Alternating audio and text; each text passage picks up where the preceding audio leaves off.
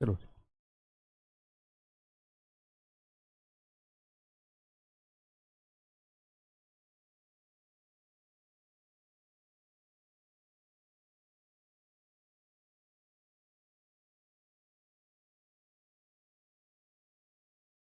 जय हिंद दोस्तों, मैं नवीन शर्मा आप सभी का स्वागत करता हूं। आशा करता हूं आप सब एकदम अच्छे हैं, एकदम बेहतरीन हैं। एक बार सारे प्यारे दोस्त बताएंगे आप सब कैसे हैं। उम्मीद करूंगा एकदम बेहतरीन होंगे, एकदम शानदार होंगे। और दोस्त, हम लोग पढ़ रहे थे संधि को, जिसकी आज अंतिम क्लास होगी। और हम लोग विसर्ग संधि का अभ्यास कर रहे थे और विसर्ग संधि के कुछ नियमों को हम पढ़ रहे थे। उम्मीद करूंगा आप सबको वो नियम समझ में आए होंगे। तो आज की क्लास को हम आगे बढ़ाएंगे और कुछ और नियम हैं, मतलब 3-4 नियम और हैं, और फिर हमारा विसर्ग संधि खत्म हो जाएगा। ठीक है, तो शुरू करते हैं दोस्त आज की क्लास को। इसको अच्छे से समझना। पिछले नियमों में कोई दिक्कत तो नहीं हुई? आपने शब्द, अच्छे छात्रों से उम्मीद करूंगा उन्होंने हर एक नियम के 2-4 शब्दों के निर्माण का प्रयास किया होगा। और जब वो प्रयास करते होंगे तो सफल जरूर होते होंगे, क्योंकि जीवन में दोस्त आप लोग जब जब प्रयास करेंगे तब तब आप सफलता की तरफ बढ़ेंगे। आज के इस नियम को शुरू करते हैं। क्या पढ़ रहे थे हम? आपका विसर्ग संधि को पढ़ रहे थे। विसर्ग संधि को हम पढ़ रहे थे। और विसर्ग संधि का एक नियम है, बड़ा अच्छा नियम है, और कहूं तो सबसे महत्वपूर्ण भी है। जैसे मैंने कहा, स्वर संधि में सबसे ज्यादा प्रश्न पूछे जाने का जो वेटेज रहता है वह रहता है आपका यण संधि से। उसी प्रकार से विसर्ग में इस नियम का सबसे ज्यादा वेटेज रहता है, सबसे ज्यादा पूछा जाता है। जैसे नियम क्या है, कह रहा है कि कभी स्वर के साथ में विसर्ग है, यानी स्वर है और उसके साथ में विसर्ग है, यानी स्वर है और उसके साथ विसर्ग है, और साथ में कोई घोष वर्ण भी यदि आ जाए।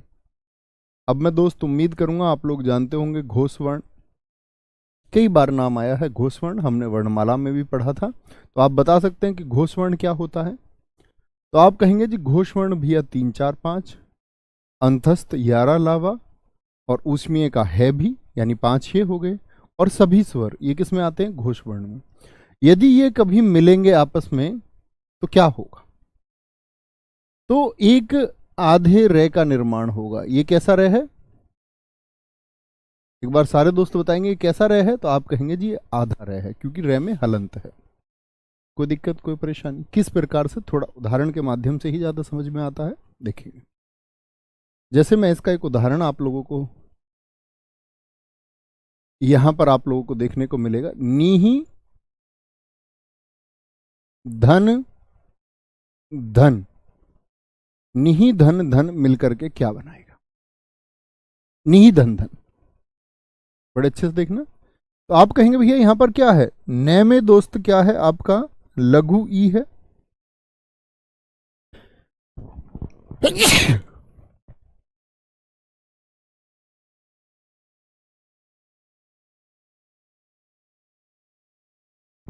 सॉरी, न धन ई है, ठीक है। और यहां पर विसर्ग भी है, यानी स्वर के साथ में विसर्ग भी है, और साथ में तय थे दे। दह तीसरे वर्ग का है कि नहीं है? हाँ जी है। तो मैंने कहा कि कहीं पर भी ई और आपका यानी स्वर और घोष वर्ण मिलेंगे तो एक रे बनेगा, एक रे बनेगा जो आधा होगा। अच्छा मुझे बताइए, आधा रे कहां पर लिखा जाता है? आप कहेंगे जी सिरोरेखा के ऊपर लिखा जाता है आधा रे, ठीक है। आधा रे, कोई दिक्कत, कोई परेशानी? तो क्या बोलेंगे जी? आधा रे ऊपर लिखा जाएगा, इसका मतलब क्या हुआ कि भैया ये तो नी धन हो गया, और जहां पर ये जुड़ रहे थे न और ध के बीच में, यहीं पर रे की एक ध्वनि आनी चाहिए। तो रे की ध्वनि यहां कैसे आ सकती है? और वो भी आधे रे की, तो यहीं से आ सकती है, निर्धन। मैंने आपको बताया जो रेफ रूप होता है वह आधा होता है। और रेफ रूप कहां पर बोला जाता है? जिस व्यंजन पर प्रयोग किया गया है उस व्यंजन से पहले इसकी ध्वनि उच्चारित होती है। जैसे बोलिए कर्म, तो रे यहां ही क्यों? क्योंकि जिस व्यंजन पर यह होता है उससे पहले इसकी ध्वनि उच्चारित होती है। बहुत बढ़िया शुभम पांडे जी, दीपक, साक्षी, वेरी गुड। समझिए जी बात को। तो रे की ध्वनि कहां पर पैदा करेंगे ये बात जानते हैं, लेकिन यहां पर एक थोड़ा सा अंतर भी आएगा, उसको ध्यान से देखेंगे तो कोई दिक्कत नहीं होगी। जैसे मैं बोलूं नीहि धन वाह, अभ्यास करिए, नीहि धन वाह। मैं बोलूं दू धन जन, क्या हो जाएगा मिलकर के, दू धन जन को यदि मिलाया जाए, नी धन मल को यदि मिलाया जाए, बड़े चर्चित उदाहरण हैं, अक्सर परीक्षाओं में पूछे जाते हैं। बही धन मुख को यदि जोड़ा जाए, बही धन मुख को यदि जोड़ा जाए, बही धन मुख, आयु धन विज्ञान। और रे की ध्वनि कहां पर आएगी मित्र, इसमें कोई गलती नहीं करनी है, आयु धन विज्ञान हो गया, ज्योति धन मय हो गया, ज्योति धन मय हो गया, मय, ज्योति धन मय, दुहु धन भाग्य। गुरुजी चाय पीजिए, जुकाम बुखार खांसी से, भाई साहब मुझे 2 छींक आती हैं बचपन से, वो आपकी क्लास में आए या खाली मीटिंग के टाइम पे आए, वो कहीं भी आती है, वो आ जाती है, उसके लिए सॉरी, बाकी तबीयत ठीक है एकदम। ज्योति धनमय हो गया आपका, ज्योति धनमय, उसे देख लीजिए आपका। दुहु धन भाग्य लिख सकते हैं, दुहु धन भाग्य, हाँ हो जाएगा बिल्कुल, दुहु धन भाग्य। आप भी लिखिए कोई शब्द और इनको भी बनाते रहिए, और कुछ शब्द लिखने का भी प्रयास कीजिए। दुहु धन गंध हो सकता है, दुहु धन गंध हो सकता है, दुहु धन गंध क्या हो जाएगा, ठीक है। धनु धन विद्या हो जाएगा, धनु धन विद्या क्या हो जाएगा, धनु धन विद्या क्या हो जाएगा। निहि धन अक्षर क्या हो जाएगा, निहि धन अक्षर क्या हो जाएगा, ठीक है, निहि धन अक्षर। निहि धन आधार क्या हो जाएगा, निहि धन आधार, निहि धन आधार क्या हो जाएगा, निहि धन आधार। निहि धन आशा लिख सकते हैं, निहि धन आशा क्या हो जाएगा, आशा, निहि धन आशा,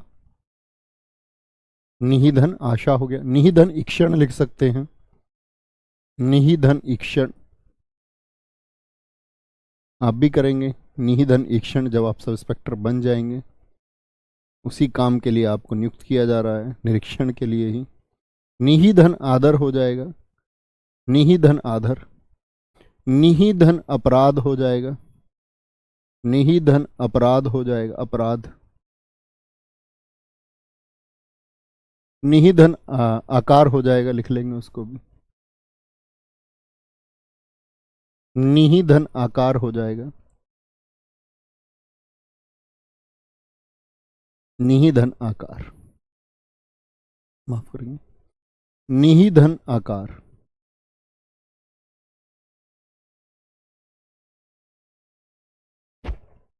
बताइए, देखना भाई साहब, बहुत ध्यान से देखेंगे और प्रैक्टिस करेंगे। री की जो ध्वनि है, रे की ध्वनि कहाँ आएगी ये सब जान चुके कि कहाँ उसको पैदा करना है, जहां पर जोड़ है तो न और वे के बीच में पैदा करना है। अब न और वे के बीच में पैदा करना है तो बताएं जरा, मैं इसको ऐसे लिखूं निर्वाह, या मैं इसको ऐसे लिखूं निर्वाह। ये मैंने हिंदी व्याकरण में ही आपको सिखाया था जब पहली क्लास हमने वर्णमाला की और रेफ रूप को पढ़ा, तो मैंने कहा था कि शब्दों को जब आप लिखें, देखो इसका स्थान बीच में आएगा, नो डाउट, कहां आएगा स्थान इसका, बीच में आएगा।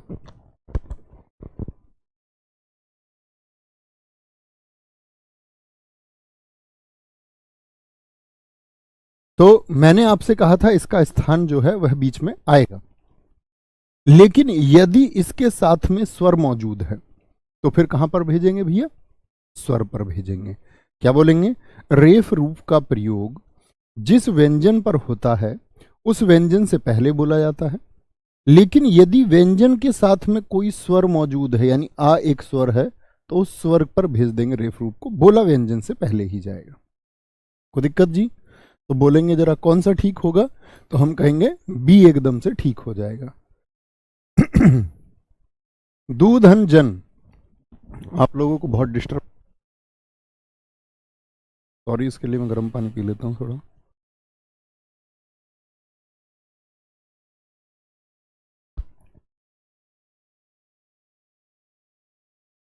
हेलो,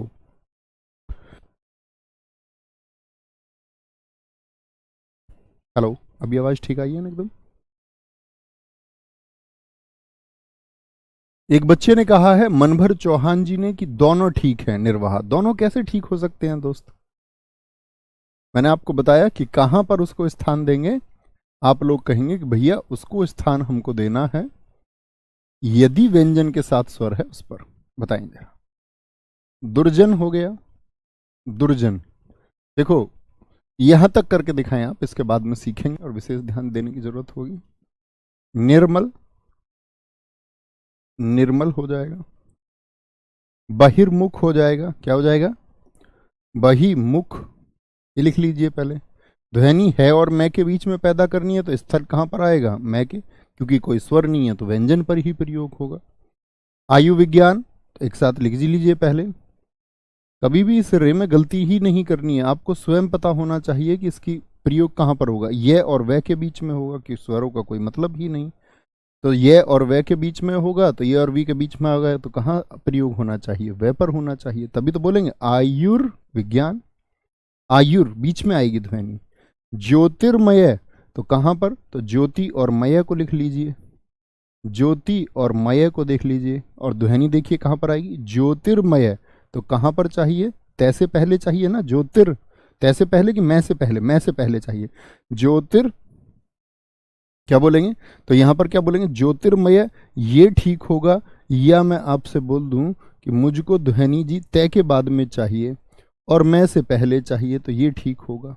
बोलेंगे जी कौन सा ठीक होगा? इसको ए नाम दे देते हैं, इसको बी। इतनी देर से मैंने आपको क्या सिखाया, तो आप एक बार बताएंगे कौन सा ठीक होगा, ए या बी? सारे दोस्तों का उत्तर मैं चाहता हूं। दुर्भाग्य, दुर्भाग्य अगर स्वर है तो उसी पर प्रयोग होगा। फिर दुर्गंध होगा। क्या बोलोगे? दुर्गंध होगा। धनुर्विद्या होगा। धनु धन विद्या होगा। और धनुर की आवाज चाहिए ध्वनि, तो यहां से आएगी, यहां से आएगी। बोलेंगे जी एक बार। सारे दोस्तों ने कहा बी ठीक है, कुछ दोस्त ए बी कह रहे हैं। ए देख, एक को अगर बोलेंगे ना तो ज्योरित, क्या बोलेंगे? जो, ये ध्वनि जाएगी यहां पर ज्योरिति। क्या हो जाएगा ये?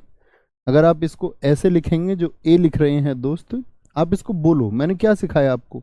रेफ रूप का प्रयोग जिस व्यंजन पर है उससे पहले उसका उच्चारण होगा, यानी इसकी ध्वनि कहां गई? यहां। तो बोलिए ज्योरिति। ज्योरिति में होगा। ज्योरिति में शब्द है या ज्योतिर्मय शब्द है? तो बी एकदम से ठीक हो जाएगा। ज्योतिर्मय शब्द होता है। क्या हो जाएगा? ज्योतिर्मय शब्द होता है जी।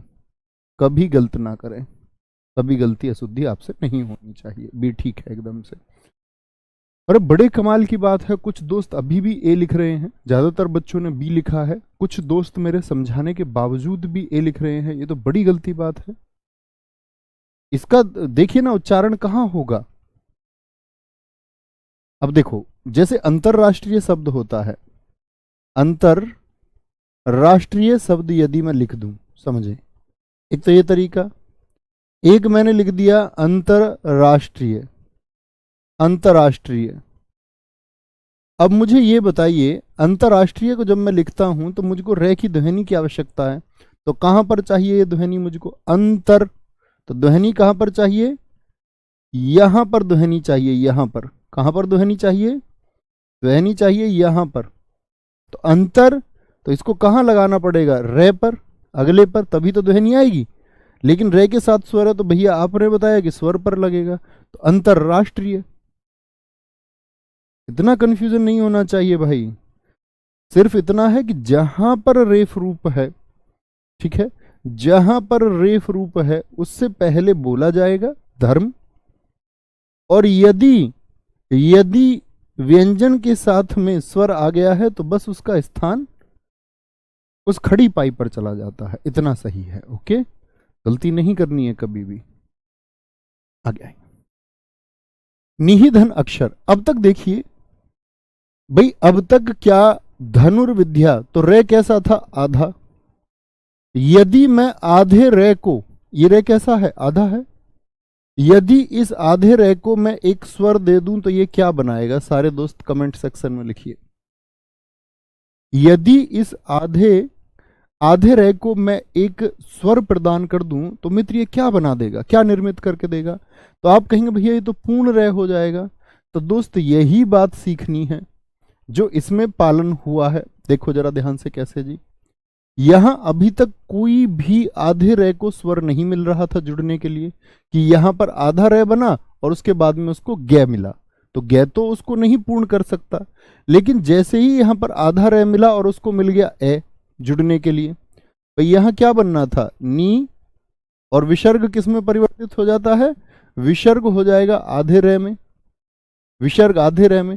तो यहां से आधा रे और साथ में ए मिल गया तो क्या बन जाएगा जरा बताइए, तो रे और ए मिलकर के यहां पर आधा रे नहीं बनेगा, यहां पर पूरा रे बनेगा। समझे, कोई दिक्कत, पूरा रे। सारे दोस्तों ने लिखा, ज्योति, रणविजय, सानू, रवि, बहुत बढ़िया दोस्त, वेरी गुड।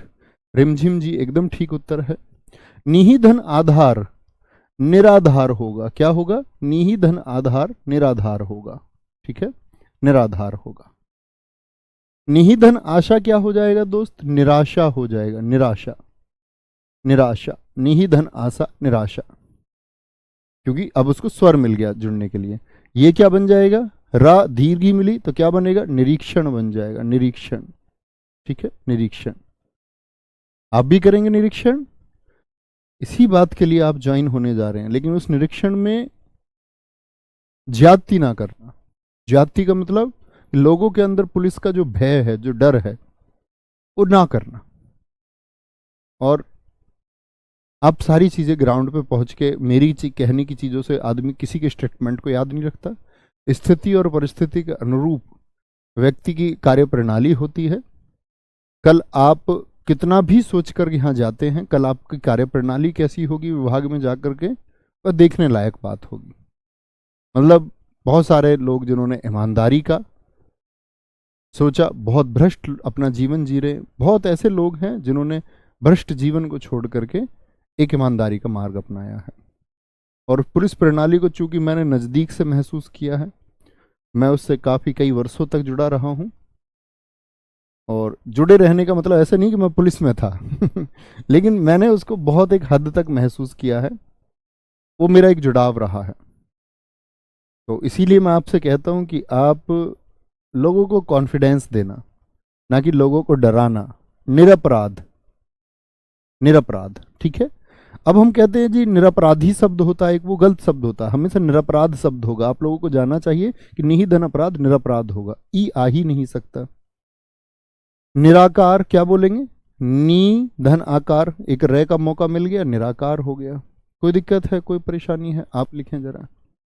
बहुत बढ़िया गुरु जी, यजुधन वेद यजुर्वेद हो जाएगा, एकदम से ठीक है, क्यों नहीं होगा, बिल्कुल होगा। यजुधन वेद यजुर्वेद बिल्कुल हो जाएगा, बहुत बढ़िया, very good very good, note करेंगे एक बार। निराकार Pradeep Yadav ji, UP police constable से कवर हो जाएगा हिंदी इस बैच में, हाँ जी क्यों नहीं होगा।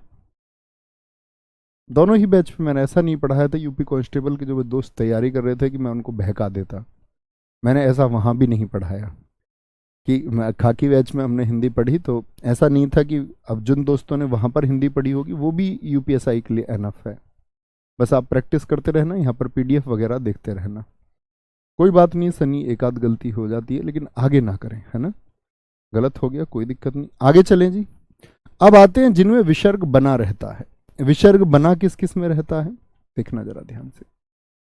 नियम लिखेंगे, विसर्ग के बने रहने की स्थिति, यानी विसर्ग हटता ही नहीं है, ना विभाजन पर ना जोड़ पर, विसर्ग के बने रहने की स्थिति। बने रहने की स्थिति क्या है? विसर्ग के बने रहने की स्थिति।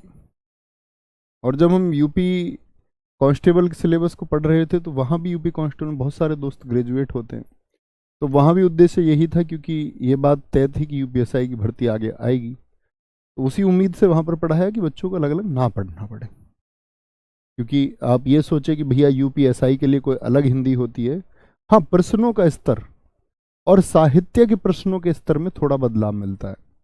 लेकिन हम अगर बात करें यूपी कांस्टेबल की तैयारी आप यदि करते हैं उस बैच से, बहुत अच्छे से आपने अगर हिंदी पढ़ी है, तो वो 30-32 नंबर का सिलेबस तो लगभग सेम ही है। 5-7-8 प्रश्नों में आपको वेरिएशन देखने को मिलता है पेपर में। बिल्कुल बनेगा। बबीता कुमारी जी, विसर्ग के बने रहने की स्थिति क्या क्या है देखें, लिखना। पहली स्थिति है, ये नंबर 1 डाल के लिख लीजिए, कि स्थिति यह है कि विसर्ग के बाद में, विसर्ग के साथ में का, पा, यानी कहीं पर कै है, कहीं पर पै है, और कै हो सकता है, पै हो सकता है, खे है कहीं पर, खे, कै पै, नहीं कै खे लिख लीजिए, कै खे पै फै, ऐसे लिखें तो ज्यादा ठीक है। कै खे पा फा विसर्ग के साथ में कहीं पर है। पहला नियम देखें जरा क्या होगा। जैसे देखना, रजह धन कर्ण, रजह धन कर्ण, तो विसर्ग के साथ में क्या है भैया? तो ये विसर्ग जो है जुड़ने पर भी खत्म नहीं होगा और शब्द ऐसे ही लिखा जाएगा, रज है कण, रज है कण। जैसे आपका प्रातः काल, आप लोगों ने अक्सर कैसा देखा होगा, प्रातः धन काल, क्या होगा जी प्रातः धन काल में? क्या बोलोगे? प्रातः काल, प्रातः काल होगा, क्या होगा? प्रातः काल होगा, प्रातः काल। अधः धन पतन हो गया, अधः धन पे आ गया बाद में, विसर्ग के बाद में, तो क्या हो जाएगा? अधः पतन। इन शब्दों को तो आप सीधे सीधे याद भी कर सकते हैं, और परीक्षाओं में ना के बराबर आज तक मैंने देखा नहीं कि पूछे गए हों। पय धन प्रातः काल के अलावा कुछ नहीं पूछा जाता, फिर भी आप याद करिए। पय धन पान, क्या बोलोगे? पय पान हो जाएगा, पय पान हो जाएगा, ठीक है, पय पान हो गया, पय पान। और इसमें देख सकते हैं आप क्या क्या बन सकते हैं। हाँ, अधः धन फलित, फै भी हो सकता है, अधः धन फलित क्या बन जाएगा? अधः धन फलित, तो आपका विसर्ग हटेगा ही नहीं, अधः धन फलित ही रहेगा, अधः धन फलित होता है। दुख का होता है, जैसे दुहु धन खे, दुहु धन खे, दुख हो जाता है। बहुत बढ़िया लोकेश चौधरी जी।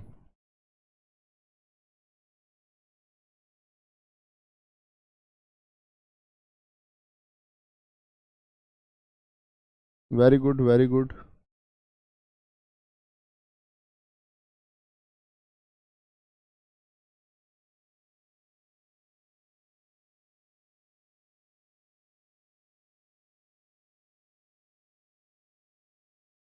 अधः धन पतन, अधोपतन हम लिखते हैं लेकिन वो गलत होता है।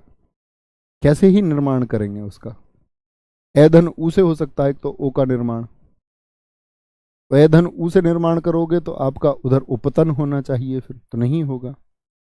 हमेशा साक्षी, ऑलवेज ऑलवेज ऑलवेज ऑलवेज। एक स्थिति तो ये हुई, एक स्थिति है आपका, दूसरी स्थिति है आपका कि कहीं पर आपका मान के चलिए कहीं पर आपका विसर्ग है और विसर्ग के साथ में क्या क्या पे आए, एक कहीं पर ई आ जाए, यानी कि ई आ जाए या ए आ जाए, तो भी क्या होगा? विसर्ग बना रहेगा, विसर्ग बना रहेगा। इसके 2 उदाहरण आते हैं आपका। एक आता है यशः, यानी यहाँ ए के साथ होता है कि ए के साथ कोई विसर्ग हो। यशः धन इच्छा, यशः धन इच्छा क्या बन जाएगा आपका? यशः धन इच्छा, तो बदलेगा ही नहीं, यश इच्छा ही रहेगा, यश इच्छा। जैसे एक होता अतः धन एव होगा, अतः धन एव होगा, तो क्या बन जाएगा आपका? अतएव होगा, तो आप उसको विसर्ग लगाकर ही लिखेंगे, अतः धन एव होगा, अतः धन एव। ये दो नियम है जिसमें विसर्ग बना। गुरुजी अंतःकरण हो जाएगा क्या? मीनू बमनिया बिल्कुल होगा, बिल्कुल हो जाएगा। बोलेंगे स्त्रीलिंग पुल्लिंग मैं आपको पढ़ा चुका हूं अखिलेश कुमार जी, वहां पर देखिए और थोड़ा लॉजिक लगाइए। बहुत बढ़िया जी, बहुत बढ़िया, वेरी गुड वेरी गुड। तो समझे बात को क्या मैंने बोला? मैंने बोला आप लोगों से कि कभी भी विसर्ग के साथ में ई और ऊ आए, ये उनकी स्थिति बता रहा हूं मैं, इसको आप क्या बोलेंगे कि जहां पर विसर्ग के बने रहने की स्थिति है। तो ये याद कर लेंगे, कुछ शब्द हैं क्योंकि मूल नियमों से अलावा इनको कई बार अपवाद की दृष्टि में रखा जाता है, कई बार इनको हिंदी भाषा में स्थान नहीं दिया जाता, कई बार इनको अलग से अपवाद की कैटेगरी में जान देते हैं। आप इन कुछ शब्दों को याद कर लेंगे तो ये बाकी नियमों को प्रभावित नहीं करते हैं। नहीं तो आप देखोगे हमने आपका एक आधे से सपेरे का निर्माण भी सीखा, वहां भी यदि क्या होता था आपका, तो क्या होता था, तो नमः धनकार क्या होता था, नमस्कार होता था। तो हमको ये कुछ शब्द याद करने होंगे, ठीक है, बहुत बढ़िया। राजकुमार राजपूत जी भैया निर्धन आधार होगा, दोस्त हो सकता है, क्यों नहीं हो सकता, उसमें निर में रे को आधा लेना होगा, निर को आधा लेना होगा, ठीक है मित्र, बहुत बढ़िया जी, ठीक है। तो यहीं तक हमारा आपका ये संधि का सिलेबस था। आपके पास आज का कुछ समय बचेगा तो उसमें आप एक रिवीजन कर सकते हैं, और कल हम विषय पढ़ रहे होंगे, आपका मतलब अगला अध्याय शुरू कर रहे होंगे उपसर्ग और प्रत्यय। उपसर्ग और प्रत्यय की तरफ हम चलेंगे। उपसर्ग और प्रत्यय को जैसे ही पढ़ेंगे उसके बाद में हम अव्यय को पढ़ेंगे, अव्यय क्या होता है, और यहाँ पर हमारा ग्रामर का पोर्शन लगभग खत्म हो जाएगा, एक आध दो चीज़ें शायद बचेंगी। फिर हम शब्दों की तरफ चलेंगे, वोकेब की तरफ, वहाँ हम लोग बहुत विस्तार से समझेंगे शब्दों के अर्थ को, वहाँ हम अतिरिक्त चीज़ें भी जान पाएंगे, ठीक है। तो जरूर पढ़ेंगे इसको, ध्यान से एक बार रिवीजन कर लेना। और अब आप चाहे तो मस्ती कर लें आधे घंटे, और चाहे तो आधे घंटे आप बैठ करके एक बार देख लें कि क्या क्या चीज़ें थी। क्योंकि दोस्त जब जब हम मेहनत करेंगे तब तक कहते ना कि मन इतना चंचल होता है, वह आपको आराम की तरफ भेजना चाहता है, वह आपको हमेशा मैसेज देने का प्रयास करेगा कंफर्ट, कंफर्ट जोन में पहुंचने का। क्योंकि हम लोगों को लगता है कि मानव को भी यही लगता है कि कंफर्ट जोन सबको चाहिए, तो उस मन को भी चाहिए। लेकिन जब जब मन ऐसा मैसेज देता है तो आपको उसको एक रिवर्स मैसेज देना है, एक प्रतिक्रिया उस पर करनी है कि नहीं अभी तो अभी। और जब आप इस नियम का पालन कर लेते हैं तो आप अपने आप को बेहतर बना लेते हो। धीरे धीरे हम बेहतर बनते हैं, एक ही दिन में हम बेहतर बन नहीं सकते, एक ही दिन में हमारा सारा अध्ययन हो नहीं सकता। अध्ययन का भी अपना महत्व है कि उसको किस तरह किया जाए। तो धीरे धीरे करते रहिए, लेकिन करते रहिए। ख्याल रखिए। जय हिंद, जय भारत, जय मां सरस्वती, नमस्ते।